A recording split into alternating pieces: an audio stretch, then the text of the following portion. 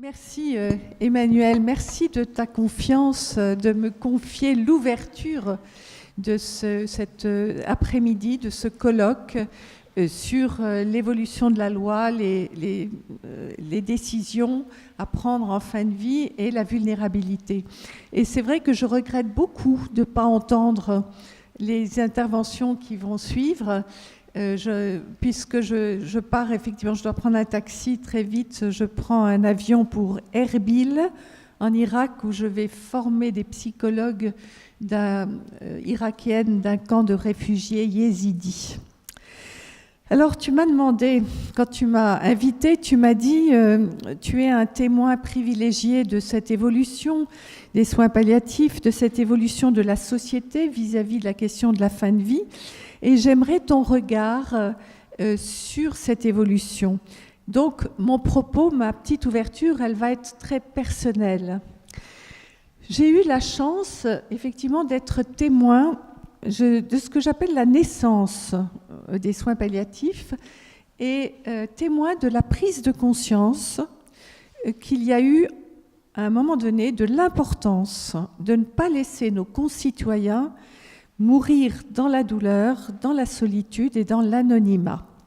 Et il y a une date très importante qui est 1984. 1984 est importante d'abord parce que c'est la date du congrès de l'ADMD à Nice, un congrès sur la fin de vie où les médecins, les psychanalystes, les philosophes qui se sont rendus là se sont rendus compte que l'on pratiquait dans les hôpitaux l'euthanasie d'une manière totalement, évidemment, illégale, cachée, en posant des cocktails lithiques, quand on ne savait pas soulager des personnes en fin de vie. Et donc, cette prise de conscience brutale a amené un petit groupe de gens dont je m'en souviens pas de tous, mais il y avait le professeur Zitoun, il y avait Verspiren, il y avait Abiven, et puis d'autres que j'oublie sûrement. Ils se sont réunis et il y a eu une commission ministérielle sous la présidence de François Mitterrand, c'était en 85, une commission sur l'accompagnement de la personne en fin de vie. Et c'est cette commission qui a décidé de la création d'un petit nombre d'unités de soins palliatifs et de ce qui a été ensuite la circulaire Larocque. La deuxième date, 84, c'est aussi la date tu l'évoquais, donc je vais en dire un mot, de ma rencontre avec François Mitterrand. Les gens croient que je suis la psychologue des soins palliatifs qui est intervenue à la fin. C'est faux. Je l'ai rencontré en 84, à une époque où son espérance de vie était terminée. On lui avait donné 3 ans à vivre. Et il se savait donc non seulement mortel, mais il avait une épée de Damoclès au-dessus de la tête. Et c'est François Mitterrand qui, quelques années plus tard, m'a parlé de la création de cette première unité de soins palliatifs.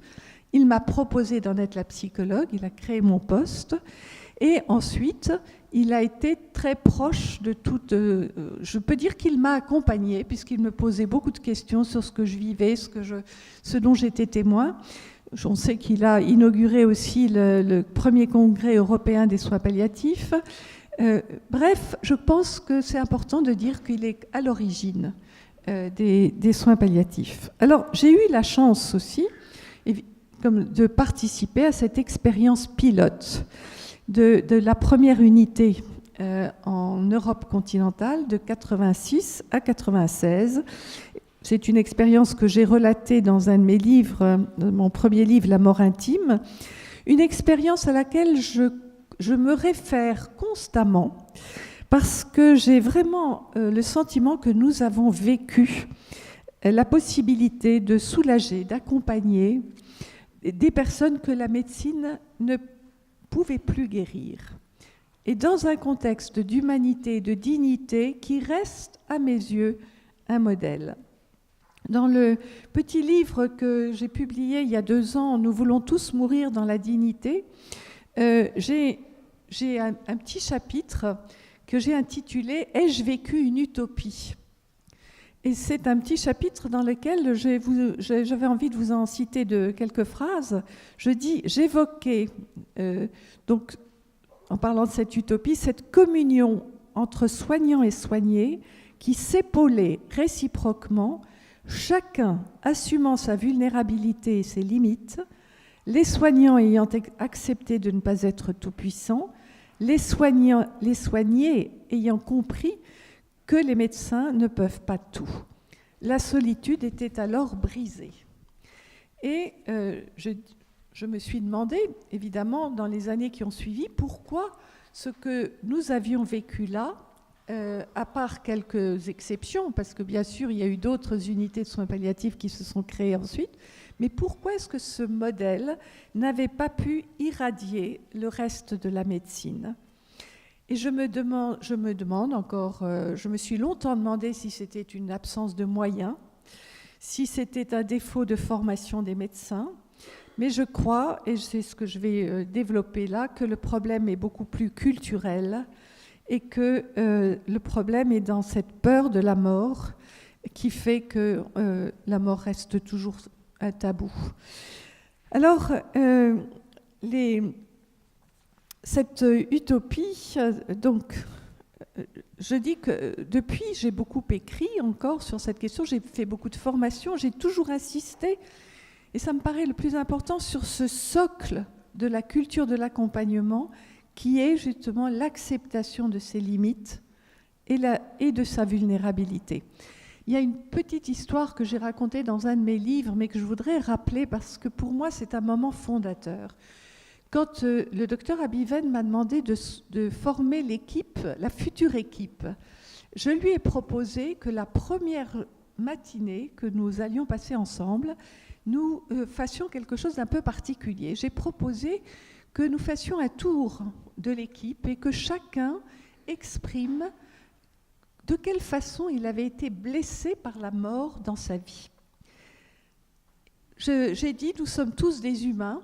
Là, il y a évidemment, on n'a pas nos blouses, il n'y a pas la hiérarchie, il n'y a pas le médecin et la personne qui est chargée des repas, il y a évidemment tout un... Mais nous sommes tous des humains devant cette question, est-ce que nous pouvons en parler ? Et le docteur Abiven est le premier qui a pris la parole et qui a raconté le suicide de son fils. Et puis ensuite, chacun a parlé de ses deuils, des difficultés qu'ils y avaient eues. Ça a duré toute la matinée. En sortant, une infirmière m'a prise par le bras et m'a dit « Marie, je ne pourrai plus jamais voir mes collègues de la même façon maintenant que je sais qu'ils ont souffert et que nous avons tous, d'une façon ou d'une autre, souffert face à la mort. » Et c'est ce moment, vous voyez, je pense, il a été fondateur. C'est la raison pour laquelle cette équipe est restée soudée.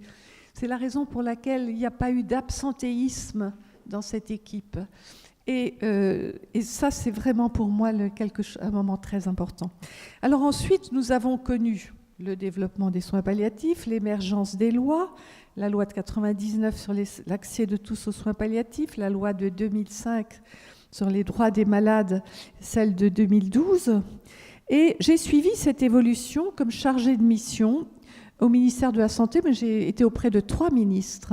Et j'ai fait 2 rapports, la fin de vie, le devoir d'accompagnement et aussi la France palliative, après avoir fait le tour de France des régions. Et ce que j'ai touché là, en tant que chargée de mission, je voulais vous le dire parce que ça fait partie, je crois, de cette question. Pourquoi est-ce que cette culture de l'accompagnement ne s'est pas installée dans notre société ?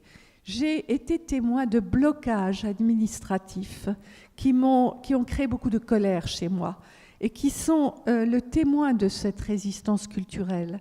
Par exemple, le numéro Azur que j'avais préconisé, qui a été pris par un ministre, qui a été financé pour justement que les familles très reculées en province puissent s'informer, être orientées, être écoutées. Ce numéro n'a jamais bénéficié de la campagne de communication qui aurait permis qu'on le connaisse. Et j'ai même découvert un jour, ça a déclenché une grande colère chez moi, dans un bureau d'une directrice une sous-direction du ministère, des affiches destinées aux pharmacies qui étaient restées depuis 1 an dans des cartons. Ça montre cette résistance culturelle. Et puis, il y a aussi cet exemple de cette mesure que j'ai préconisée, qui était, parce que je l'ai expérimenté, de faire un forum annuel dans chaque établissement dans lequel les gens meurent pour informer sur la culture palliative. Et j'ai proposé que ce que j'avais fait, moi, dans 3 hôpitaux de chaque région, soit généralisé. J'ai demandé qu'il y ait une parole politique qui demande à ce que ça soit fait. Ce n'était pas une mesure chère, c'était une mesure qui supposait de l'organisation.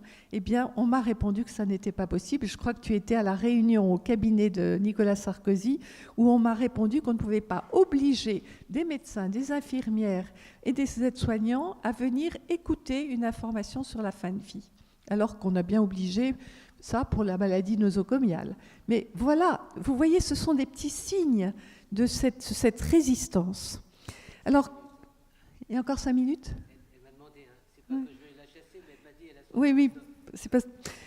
Alors, comment je vois cette évolution ?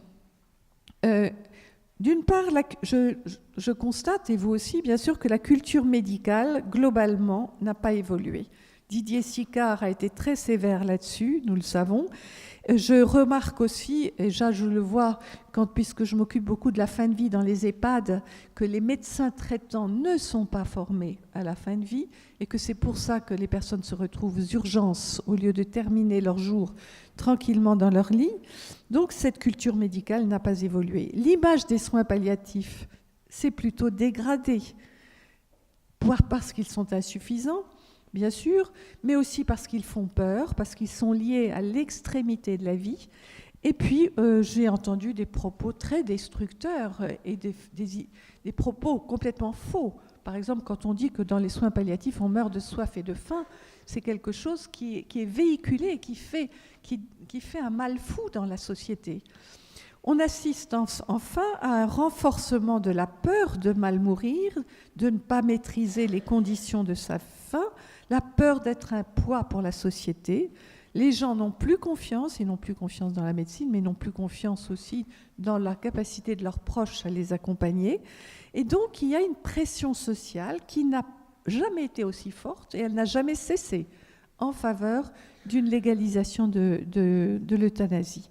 Donc, nous voyons bien que cette évolution législative, elle suit tout ce que nous avons vu, ces avancées de plus en plus. On essaye toujours de maintenir l'interdit de la mort, mais malgré tout, les dernières mesures, rendre les directives anticipées opposables ou la sédation terminale, ce sont des avancées vers quelque chose qui me semble malgré tout inéluctable.